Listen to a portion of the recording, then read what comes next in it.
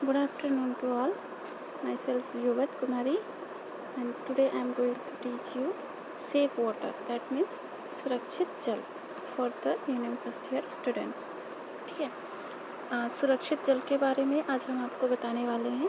इसका इंट्रोडक्शन क्या होता है, परिचय क्या होता है कि प्राणियों जितने भी प्राणी होते हैं जो कि जीवित रहते हैं, ठीक है, उन सभी के लिए जो जीवित रहने के लिए जो पानी होता है या जल होता है उसकी बहुत ज़्यादा आवश्यकता होती है। हमारी प्रचलित कहावतों में से एक है, ठीक है, कि जो जल होता है वो जीवन के लिए, जल ही जीवन है और जल के बिना जीवन की एकमात्र कल्पना है। ठीक है, तो नेक्स्ट है कि जो जल है, ठीक है, प्राणियों की बहुत सारी जो शारीरिक क्रियाविधि है उसको करने के लिए आवश्यक होता है। जैसे कि जल का उपयोग तो हम लोग खाना बनाने में, भोजन के लिए, ठीक है, भोजन पकाने के लिए, कपड़े धुलने के लिए, बर्तन धुलने के लिए, बर्तन साफ़ करने के लिए, घर की सफाई करने के लिए, और हमारे यहाँ जो भी पादप हैं, जो भी पेड़ पौधे हैं, उनकी वृद्धि के लिए भी हम लोग जो जल है आपका उसका उपयोग करते हैं। दूसरा ये है कि जो सुरक्षित जो जल है वो मानव की आधारभूत आवश्यकताओं में से एक होती है, क्योंकि ये जो अशुद्ध जल होते हैं उसका अगर हम लोग सेवन करेंगे तो हमें बहुत सारे टाइप्स के संक्रमण हो सकते हैं, जैसे कि टाइफाइड है, अतिसार है, पेचिश है, हैजा है, ये सभी रोग हमें होने की संभावना है अगर हम प्रदूषित जल का उपयोग करेंगे तब। दूसरा आता है साफ़ और सुरक्षित जल। जो सेफ़ और होलसम वाटर है उसमें होता है कि जो साफ़ पानी होता है उसके सुरक्षित होने के लिए उसमें निम्न गुणों का होना आवश्यक है। सबसे पहला है कि जो जल है उसमें किसी भी प्रकार का जो हानिकारक रसायन है वो नहीं होना चाहिए, और दूसरा ये है कि जो जल है उसमें किसी भी प्रकार का रोगाणु जो है वो ना हो। तीसरा ये है जो जल का स्वाद है वो पीने में सही रहे, ठीक रहना चाहिए। और चौथा ये गुण है कि जो जल होता है वो पीने के उपयोग में या फिर घर के कार्यों के उपयोग में लाने योग्य होना चाहिए। ठीक है, तो ये सब गुण होने चाहिए एक स्वच्छ जल में। और अगर यदि जल में उपयुक्त में से ये जो 4 गुण मैंने बताए, वो चारों गुणों में से अगर किसी एक की भी कमी हो जाती है तो उसे हम प्रदूषित जल कह सकते हैं। ठीक है, फिर नेक्स्ट आता है आपका जल की आवश्यकता क्या क्या है। तो प्रतिदिन प्रति व्यक्ति को हम 2 लीटर जल की आवश्यकता होती है और प्रतिदिन वो उस 2 लीटर जल का सेवन करना आवश्यक है। ठीक है, इसका उपयोग क्या क्या है। तो जो जल का उपयोग है हम लोग विभिन्न जो क्षेत्र होते हैं, जैसे कि 4 क्षेत्र हैं, कृषि क्षेत्र है, औद्योगिक क्षेत्र है, घरेलू उपयोग है और सार्वजनिक उपयोग है, इन सभी में हम लोग जल का उपयोग कर सकते हैं। ठीक है, जैसे कृषि के क्षेत्र में है तो जो भी कृषि के टाइम पे जो भी पादप है या जो भी फसल है उसकी वृद्धि के लिए आपका जल का होना आवश्यक है। ठीक है, जल के जो बिना जो भी पादप हैं उसकी वृद्धि अच्छे से नहीं हो पाएगी और फसलों का भी उत्पादन अच्छे से नहीं हो पाएगा। ठीक है, दूसरा है औद्योगिक क्षेत्र में। औद्योगिक क्षेत्र में जैसे कारखाने वगैरह हो गए तो वहाँ पे भी क्या करते हैं हम लोग जल का उपयोग करते हैं, जैसे बहुत सारे मटेरियल्स बनाने के लिए, जैसे कि आयरन उद्योग में, कागज़ उद्योग है या फिर स्टील का उद्योग है, तो वहाँ पर भी हम लोग जल का उपयोग करते हैं। तीसरा नंबर आता है घरेलू उपयोग में। घरों के काम में, जैसे कि बहुत सारे कार्यों में हमको पानी की आवश्यकता होती है, जल की आवश्यकता होती है, जैसे कि खाना पकाने में, भोजन ग्रहण करने के लिए, जो आप भोज्य पदार्थ है उनको धोने के लिए, कपड़े धोने के लिए, नहाने के लिए, पीने के लिए, इन सभी के लिए हमको पानी की आवश्यकता होती है। नेक्स्ट आता है आपका सार्वजनिक उपयोग में। तो सार्वजनिक उपयोग में जैसे कि जो हमारे आसपास की गलियां हैं जो सार्वजनिक है, जिसको सभी लोग उपयोग करते हैं, ठीक है, जैसे कि बगीचे वगैरह हैं, तो उसका भी देखभाल करने के लिए भी पानी की आवश्यकता हमको होती है, जल की आवश्यकता होती है। तो ये सभी उपयोग हैं जल के। देन नेक्स्ट आपका आता है जल के स्रोत और विशेषताएं और उसकी रोकथाम। ठीक है, sources of water and characteristics of safe water, sources of contamination and prevention. ठीक है। तो जल का जो स्रोत है, मतलब जल आपको कहाँ कहाँ से मिलेंगे, तो 3 सोर्सेस होते हैं। पहला होता है वर्षा का जल, मतलब रेन वाटर। दूसरा होता है सतही जल, मतलब सरफेस वाटर। और तीसरा होता है ग्राउंड वाटर, यानी कि गहरा तलीय जल। ठीक है। जो वर्षा का जल होता है वो जो जल है, वर्षा का जो जल है वो पानी का एकमात्र प्राथमिक स्रोत है। ठीक है। अधिकांश जो हमारी जनसंख्या है वो इसी जल के ऊपर ही निर्भर रहती है। ठीक है। जो वर्षा का जल है वो सर्वाधिक शुद्ध प्रकार का जल होता है, लेकिन जैसे ही वो हमारे वायुमंडल के संपर्क में आता है और धूल से, मिट्टी और गंदगी से मिल जाने के कारण जो वर्षा का जल है वो प्रदूषित हो जाता है। ठीक है।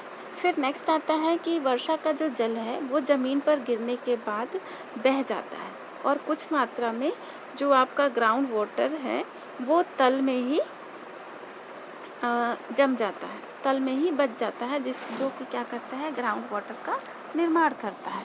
नेक्स्ट आता है कि अगर वर्षा का जल बह जाने से व्यर्थ ही नष्ट हो जाता है। ठीक है। अतः इसको बचाने के लिए जो वर्षा का जल है उसको हमको संग्रहण करने की आवश्यकता होती है, संग्रहण करने की ज़रूरत पड़ती है, हमको संग्रहित करके रखना चाहिए। ठीक है। दूसरा जो स्रोत है वो सतही जल है, मतलब सरफेस वाटर है। तो जो वर्षा का जल होता है वो ज़मीन की सतह पर पहुंचकर जो सतही जल है उसका निर्माण करता है, जो सरफेस वाटर है उसका निर्माण करता है। प्लस जो आपका सरफेस वाटर है या सतही जल है वो 3 प्रकार का हो सकता है। पहला आता है आपका नदियों से प्राप्त जल होता है, दूसरा झीलों से प्राप्त होता है, और तीसरा टैंक से एकत्रित जल होता है। तो सबसे पहला है आपका नदियों से प्राप्त जल। ठीक है। तो वर्षा का जो जल होता है वो नदियों में मिलकर सतही जल का निर्माण करता है। ठीक है। भारत के ऐसे बहुत सारे शहर हैं, जैसे कि आपका कोलकाता है, दिल्ली है, इलाहाबाद है। ठीक है। इन सभी जगहों पर जो नदियाँ होती है वो प्रमुख स्रोत होती हैं। ठीक है। और नदियों के जल को लोगों द्वारा अगर प्रदूषित किया जा रहा है तो उसका जल हमारे पीने योग्य नहीं रहता है। ठीक है। फिर नेक्स्ट आता है कि नदियों के जल के प्रदूषण का प्रमुख कारण जो हमारे कल कारखाने हैं, जो हमारे फैक्ट्रियां हैं। ठीक है। उन फैक्ट्रियों से जो निकलने वाले अपशिष्ट पदार्थ हैं, जो वेस्ट प्रोडक्ट है वो भी अगर नदी में हम बहा दे रहे हैं, या फिर जो भी मरे हुए जीव जंतु हैं उसको भी हम लोग नदियों में ही बहा दे रहे हैं, या फिर नदियों के जल का उपयोग हम लोग नहाने के लिए कर रहे हैं या फिर कपड़े धोने के लिए कर रहे हैं, तो भी वो जो जल है वो हमारे लिए पीने योग्य नहीं रहता है। दूसरा नंबर है आपका कि झीलों से प्राप्त जल। जो झीलों से प्राप्त हुआ जल है उसमें है कृत्रिम झीलों को सीमेंट द्वारा ऊंचे क्षेत्रों में बनाया जाता है, मतलब आर्टिफिशियल झीलों का हम लोग निर्माण करते हैं सीमेंट के द्वारा। ऊंचे ऊंचे जो क्षेत्र हैं वहाँ पर हम लोग बनाते हैं, जिसमें हम लोग क्या करते हैं, जल का संग्रहण करते हैं। इसे कैटेचमेंट एरिया भी कहते हैं। ठीक है। फिर कैटेचमेंट एरिया जो है आपका वो होता क्या है। ठीक है। कैटेचमेंट एरिया वह एरिया होता है जहाँ पे हम लोग जल का उपयोग नहाने के लिए हम लोग नहीं करते हैं। ठीक है। नहाने के लिए, धोने के लिए नहीं करते हैं, और न ही उसके आसपास के क्षेत्रों में हम लोग पशुओं को चराने का काम करते हैं। ठीक है। जिसमें झीलों का जो पानी रहता है वो प्रदूषण से मुक्त रहता है, जिसको हम लोग पीने के लिए उपयोग में ला सकते हैं। ठीक है। भारत के ऐसे बहुत सारे क्षेत्र हैं, जैसे कि मद्रास है, नागपुर है, मुंबई है। इन सभी जगहों पे जो कृत्रिम झील होते हैं उसी जल का एक अच्छा स्रोत है, और उसी का ही ज़्यादातर लोग उपयोग करते हैं। ठीक है। तीसरा नंबर आता है टैंक से एकत्रित जल।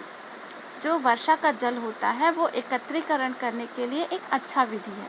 यह टैंक में क्या होता है, वर्षा का जल को हम लोग संग्रहण करते हैं, लेकिन अगर इस जल को अगर हमको प्रदूषण मुक्त होने से जो पीने योग्य ये हमारे लिए नहीं रहता है।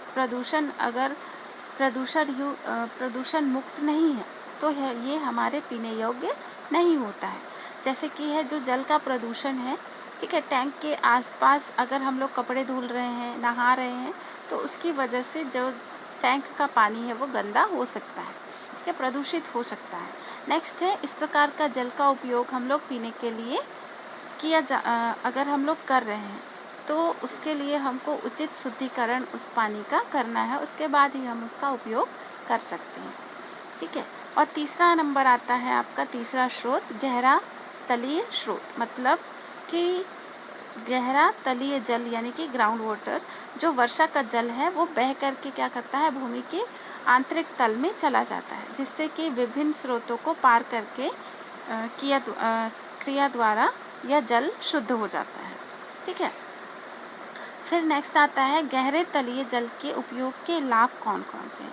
जो आपका ग्राउंड वाटर है उसका उपयोग करने से हमको क्या क्या लाभ मिलता है, क्या क्या बेनिफिट मिलता है। तो जो इस प्रकार का जल होता है वो शुद्धिकरण की आवश्यकता इसमें नहीं होती है। ठीक है। जो गहरा तलीय जल है उसका स्तर हर ऋतु में सामान्य बना रहता है। ठीक है।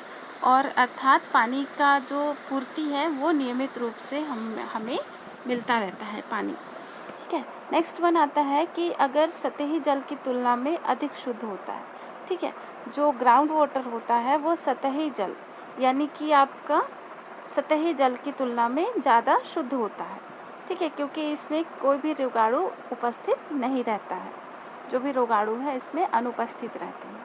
तीसरा नंबर है आपका कि गहरे तलीय जल के उपयोग की हानि।